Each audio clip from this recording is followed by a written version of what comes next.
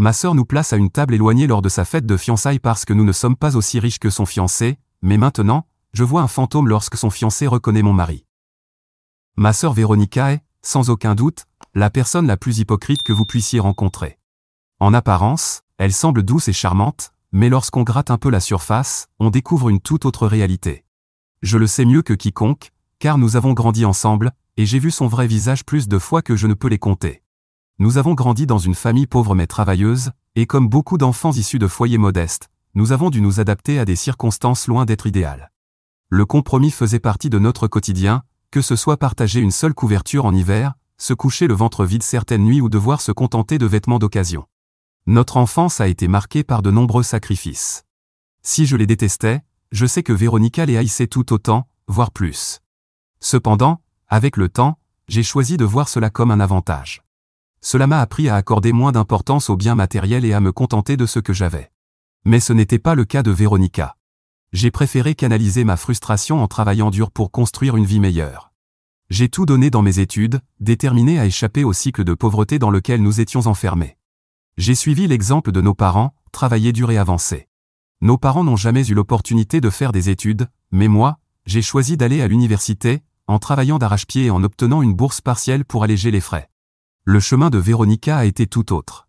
Elle a toujours su tirer parti de sa beauté et de son intelligence, surtout quand il s'agissait de séduire des hommes et d'en profiter. Je dois admettre qu'elle avait une stratégie simple mais efficace, trouver un homme qui lui donnerait tout ce qu'elle voulait. Elle a maîtrisé cet art dès le lycée. Ainsi, elle n'a jamais eu à se battre pour quoi que ce soit dans sa vie. Son dernier compagnon était un rappeur qui non seulement payait toutes ses dépenses, mais lui offrait aussi des chaussures coûteuses, des vêtements de créateur, et même un logement gratuit. Mais, comme pour la plupart de ses relations, cela s'est terminé dans le chaos. Leur histoire a volé en éclats lorsque le rappeur l'a surprise en train de le tromper, avec l'un de ses employés de maison. Il était, bien sûr, furieux. Et quand tout s'est écroulé, Véronica a fait ce qu'elle sait faire de mieux, elle est venue me demander de l'aide. Elle s'est présentée chez moi, bouleversée et désespérée, me suppliant de l'héberger jusqu'à ce que les choses se tassent. Elle est finalement restée un mois chez moi, se faisant discrète pour éviter d'affronter les conséquences de son dernier scandale. Durant cette période, mon mari a clairement exprimé son mécontentement face à cette situation. Il connaît bien Véronica et n'a jamais apprécié sa vie remplie de drames. Vous pourriez penser qu'après toutes les fois où elle s'est réfugiée chez moi, Véronica me montrerait un minimum de gratitude. Mais non. Ce n'est pas qui elle est. Véronica a toujours été jalouse de moi. Elle nourrit une rancune profonde à mon égard, envieuse de la stabilité de ma vie et du fait que je n'ai pas besoin d'un homme pour subvenir à mes besoins. Elle ne supporte pas non plus que j'ai trouvé un mari loyal, aimant et travailleur. Ce qu'elle ne comprend pas, c'est que j'ai travaillé dur pour arriver là où je suis, chose qu'elle refuse catégoriquement de faire. Elle déteste entendre que mon mari m'emmène en voyage chaque année et ne manque jamais une occasion de me rappeler qu'elle pense que je ne mérite rien de tout cela. Pour donner un peu de contexte, contrairement à moi, mon mari vient d'une famille très riche. Mais on ne le devinerait jamais en le voyant. Nous nous sommes rencontrés lors d'une conférence où il était invité comme conférencier. À l'époque, je n'avais aucune idée de son succès financier. Il était simple, humble, et c'est précisément ce qui m'a attiré chez lui. Il ne porte pas de costume hors de prix, ne roule pas dans des voitures de luxe, et ne collectionne pas les montres hors de prix. C'est en partie ce qui m'a fait tomber amoureuse de lui, malgré sa fortune, il ne gaspille pas son argent.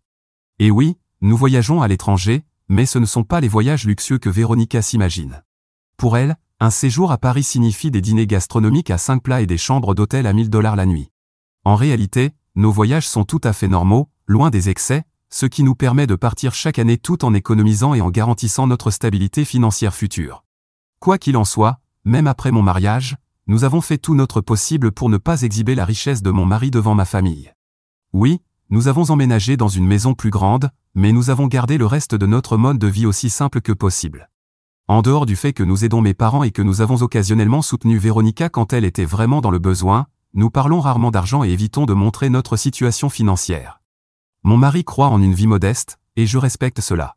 En partie aussi parce que je sais comment Véronica réagirait. Elle se sent déjà en droit de nous demander de l'aide, alors si elle connaissait l'ampleur de la fortune de mon mari, elle nous considérerait probablement comme sa bouée de sauvetage personnelle. Bref, après sa rupture avec le rappeur, je pensais que Véronica prendrait le temps de réfléchir et de se calmer, peut-être même de rester célibataire un moment. Mais non, fidèle à elle-même, elle a vite trouvé un nouvel homme. Cette fois, cependant, les choses semblaient différentes, du moins en apparence. Son nouveau petit ami, James, était un cadre supérieur dans son entreprise, ce qui signifiait qu'il gagnait un très bon salaire. Honnêtement, au début, je pensais que ce n'était qu'une relation de transition. Mais Véronica nous a tous surpris en prenant cette histoire très au sérieux. Elle ne cessait de se vanter de sa voiture de sport et de la richesse des parents de James. Puis, un jour, elle a invité nos parents et moi à déjeuner pour nous présenter officiellement James. Durant ce repas, elle a laissé échapper que son choix d'être avec James n'était pas uniquement motivé par l'amour. Selon elle, elle voulait assurer son avenir en l'épousant. Comme si cela ne suffisait pas, avant même que James n'arrive, Véronica nous a expressément demandé de ne rien dire sur notre enfance pauvre. Elle nous a ordonné de prétendre que nous venions d'une famille aisée et respectable. Elle nous a avoué qu'elle avait menti à James sur notre passé, car elle ne voulait pas qu'il sache à quel point nous étions pauvres autrefois. Elle nous a également interdit de mentionner quiconque venant de Sussex et a affirmé qu'elle avait dit à James qu'elle n'avait jamais eu de relation avant lui. En gros, elle lui avait menti sur tout et voulait que nous l'aidions à maintenir cette façade, juste pour pouvoir épouser ce riche homme. Je ne voulais pas mentir à James, il méritait de connaître la vérité. Mais Véronica a insisté en disant qu'une fois mariée avec lui, elle lui dirait tout. Lors du déjeuner avec James, il était évident à quel point il était amoureux de Véronica. Bien qu'il ne la connaisse que depuis 7 mois, il semblait totalement dévoué à elle. Il était poli et respectueux envers mes parents et moi, répétant sans cesse à quel point il voulait l'épouser. Mes parents, pris par l'émotion et probablement impatients que Véronica se pose enfin, lui ont donné leur bénédiction sur le champ. Je me sentais vraiment mal pour ce gars, il ne méritait pas d'être trompé ainsi. Moins d'une semaine plus tard, il annonçait officiellement leur fiançailles. Oui, vous avez bien lu. Ma sœur, qui était toujours passée d'une relation à une autre, cette femme qui n'avait jamais semblé rester longtemps avec un homme, prévoyait de se marier avec lui. Elle n'a pas perdu de temps pour organiser sa fête de fiançailles et a invité mon mari et moi à y assister. C'était censé être un événement grandiose, et mon mari, qui n'avait encore jamais rencontré James et ne savait pas à quoi s'attendre, était curieux de découvrir l'homme qui avait réussi à captiver l'attention de Véronica. Lorsque nous sommes arrivés à la fête, il est immédiatement devenu clair pourquoi Véronica voulait épouser cet homme. James n'avait épargné aucune dépense pour célébrer leurs fiançailles. Le lieu était magnifique, et l'événement avait été méticuleusement planifié. Tout était si raffiné et extravagant, bien plus élaboré que ce à quoi je m'attendais. En entrant, j'ai rapidement repéré mes parents déjà assis à une table près du centre de la salle. Ils nous ont accueillis chaleureusement, mais avant que nous puissions les rejoindre, Véronica nous a interceptés. Elle nous a arrêtés et nous a dit que notre table assignée n'était pas près de celle de nos parents. Puis, sans plus d'explication, elle a escorté mon mari et moi vers une table située à l'écart, dans un coin de la salle. La table semblait isolée du reste de la fête et était visiblement moins décorée que les autres. Elle nous a fait signe de nous asseoir et nous a informé que ce serait notre place pour la soirée. Mon mari et moi avons échangé des regards confus. Il a demandé à Véronica pourquoi nous étions placés si loin de nos parents, et même d'elle et de James. D'un ton méprisant, elle a répondu sèchement qu'elle voulait uniquement des gens riches assis près d'elle et de la famille de James. Mon mari et moi nous sommes regardés, stupéfaits. Son raisonnement était à la fois insultant et absurde. Nous étions financièrement stables, et Véronica le savait parfaitement. Mais elle ne s'est pas arrêtée là. Avec un sourire suffisant, elle a ajouté d'un ton moqueur que la famille de son fiancé était plus riche que n'importe quelle autre qu'elle avait connue et que, comme nous n'étions pas à leur niveau, elle avait décidé que nous ne méritions pas d'être assis près d'eux. L'arrogance et la méchanceté de ces paroles nous ont laissés sans voix, mais elles ont aussi révélé une chose très claire, Véronica voulait nous humilier. Son commentaire n'était pas seulement insultant, il était cruel. Véronica insinuait essentiellement que mon mari et moi étions inférieurs à elle et à la famille de son fiancé en termes de statut social et financier. C'était comme si elle disait que nous n'étions pas assez bien pour être placés plus près, car nous ne répondions pas aux critères de prestige ou de richesse qu'elle pensait que la famille de son fiancé représentait. Le sourire narquois sur son visage rendait la situation encore plus insupportable. Avant que je ne puisse rassembler mes pensées pour répondre, Véronica a fait mine de s'éloigner. Mais c'est alors que James est apparu. Il a dû nous voir parler avec elle et est venu nous saluer. James m'a accueilli chaleureusement, puis s'est tourné vers mon mari. Au moment où il l'a vu, son visage s'est illuminé de surprise. « Waouh, que faites-vous ici, monsieur » s'est-il exclamé, visiblement ravi. Il était clair qu'il reconnaissait mon mari, et sa réaction nous a tous pris au dépourvu, Véronica et moi. Elle s'est figée, son sourire narquois se transformant en une expression de confusion, tandis que James poursuivait, son ton rempli d'admiration. J'ai jeté un coup d'œil à mon mari, qui restait calme mais légèrement amusé par ce retournement de situation inattendu. Les deux hommes se sont serrés la main tandis que mon mari expliquait à James qu'il était mon époux. James a semblé agréablement surpris par cette révélation et a commencé à parler de combien il n'arrivait pas à croire qu'il allait bientôt faire partie de la famille d'une personne qu'il admirait depuis si longtemps. Véronica, en revanche, avait l'air d'avoir avalé un citron. Quelle que soit la connexion entre mon mari et James, elle était clairement significative, et Veronica n'en avait aucune idée. James s'est ensuite tourné vers Veronica et a mentionné nonchalamment que son entreprise travaillait sous contrat avec la société de mon mari depuis des années. En fait, il a expliqué que la société de mon mari était l'un de leurs plus gros clients et que lui et son équipe géraient personnellement ce compte. Il semblait fier en expliquant à quel point l'entreprise de mon mari utilisait fréquemment leurs services, rendant évident le fait qu'il avait beaucoup d'estime pour lui. C'est à ce moment précis que le visage de Veronica a complètement pâli et que ses yeux se sont écarquillés lorsqu'elle a compris ce qui venait de se passer. Quelques minutes auparavant, elle se vantait de la richesse de sa nouvelle famille, et maintenant, elle découvrait que son fiancé travaillait pour la société de mon mari. C'était comme un retour de karma servi sur un plateau d'argent. Mon mari est resté impassible, mais je pouvais voir qu'il trouvait l'ironie de la situation tout aussi satisfaisante que moi. James, totalement inconscient de la tension sous-jacente, a alors posé une question directe. « Pourquoi êtes-vous assis si loin des autres ?» J'ai regardé Veronica, qui semblait terrifiée à l'idée que nous révélions la vérité. Sans hésiter, j'ai dit la vérité à James. « Eh bien, c'est Veronica qui a décidé de nous placer ici. » James avait l'air vraiment surpris. Il se tourna vers Veronica et lui demanda « Pourquoi as-tu fait asseoir ta propre sœur et son mari si loin ?» Veronica était aussi pâle qu'un fantôme. On aurait dit qu'elle luttait pour trouver une explication qui ne la ferait pas paraître horrible aux yeux de James. Avant qu'elle ne puisse inventer une excuse, j'ai décidé d'intervenir. Je lui ai raconté comment Veronica avait mentionné que nous n'étions pas assez riches pour être assis près d'eux ou des autres invités fortunés. Veronica a immédiatement essayé de m'interrompre, mais j'ai continué. Je n'ai rien exagéré ni déformé, je me suis simplement contenté d'énoncer la vérité, clairement. L'expression de James passa de la confusion à l'incrédulité, puis à une profonde gêne. Il avait l'air absolument horrifié en se tournant vers Veronica, qui paniquait visiblement. « C'est totalement inacceptable, lui dit-il. Puis, il commença à s'excuser. « Je suis vraiment désolé pour ça, je vais arranger les choses tout de suite. Laissez-moi vous installer à une meilleure table, près de nous. » Même si j'appréciais ses excuses, mon mari avait déjà pris sa décision. Il n'est pas du genre à passer outre un tel affront. Il dit à James qu'il appréciait le geste, mais que nous ne resterions pas plus longtemps. James semblait confus et essaya de raisonner mon mari, mais c'était inutile. Veronica se mit aussi à s'excuser frénétiquement, affirmant que tout cela était un malentendu et nous suppliant de rester. Mais le mal était déjà fait. Quel était l'intérêt de rester après ce que Veronica nous avait fait? Bien sûr, elle semblait regretter maintenant, mais aurait-elle ressenti la moindre culpabilité si James n'avait pas découvert qu'il travaillait pour la société de mon mari? J'en doutais fortement. Mon mari et moi nous sommes discrètement excusés et avons quitté la fête. Pour améliorer notre soirée, nous sommes allés dîner dans notre restaurant préféré, improvisant un rendez-vous rien que tous les deux. Cela dit, mon mari est toujours furieux de l'incident et a clairement exprimé son souhait de couper définitivement les ponts avec ma sœur. Je ne peux pas lui en vouloir.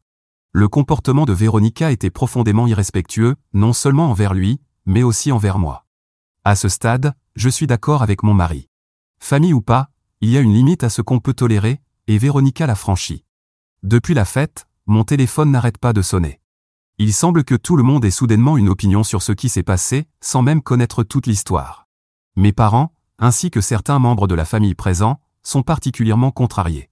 Tout ce qu'ils ont vu, c'est mon mari et moi quitter brusquement la fête de fiançailles sans donner d'explication. Ils nous traitent d'impolis et de grossiers, nous critiquant pour avoir abandonné un événement aussi important. Veronica, en revanche, a maintenant un tout autre ton. Elle m'envoie des excuses et me supplie de l'appeler dès que possible. Apparemment, James est furieux contre elle, et ils ont eu une énorme dispute à cause de l'incident. Il insiste pour qu'elle fasse amende honorable avec nous, ce qui, je suppose, est la raison pour laquelle elle se montre soudainement si repentante. Les gens pensent-ils que nous sommes les méchants pour avoir dit la vérité à son fiancé et pour être partis? Je ne crois pas que la fête ait été gâchée. Mise à jour 1. Merci pour les centaines de commentaires que j'ai reçus de vous tous. Je suis d'accord avec la plupart des réponses, ma sœur a besoin d'apprendre une leçon d'humilité. Si j'accepte ses excuses, elle ne retiendra jamais la leçon. Elle ne s'excuse que parce qu'elle a peur de perdre James, pas parce qu'elle regrette sincèrement la façon dont elle nous a traités, mon mari et moi. Il ne s'agit pas d'une réconciliation pour préserver les liens familiaux. Elle essaie simplement de sauver la face avant que son fiancé ne lui tourne le dos et ne rompe leurs fiançailles.